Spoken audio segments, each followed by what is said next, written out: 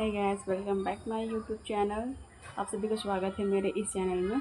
ये पता है शाम टाइम अभी हो रहा है शाम का 7:10 और अभी मैं दिखाती हूँ कि देहरादून का मौसम कैसा है और कितना उजाला है।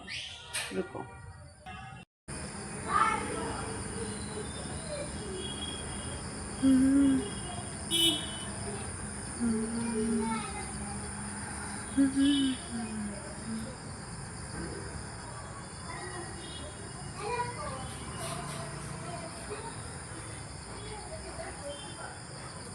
तो अभी आपने देखा ही होगा कि मौसम कितना अच्छा और कितना मस्त हो रहा है।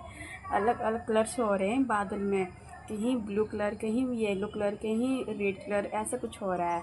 तो आई होप कि ये वीडियो आपको अच्छी लगी होगी। अगर अच्छी लगी होगी प्लीज़ मेरे इस चैनल को सब्सक्राइब कर लें और लाइक ज़रूर करें प्लीज़ यार। मिलते हैं नेक्स्ट मिनी ब्लॉग में, तब तक के लिए बाय बाय।